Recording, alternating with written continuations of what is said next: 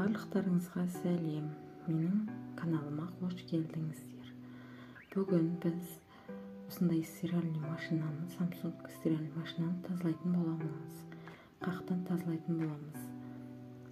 Видеоны ақырына дейін көріп, менің каналыма тіркеліп кетулеріңізді сұраймын.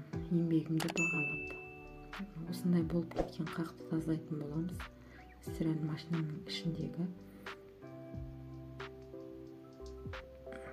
жиналып қалған қақтарды тазалайтын боламыз.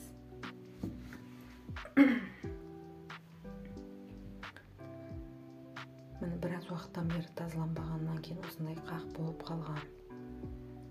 Біз осыны тап-таза қылып тазалайтын боламыз.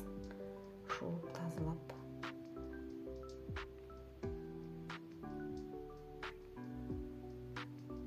Барабанның ішіндегі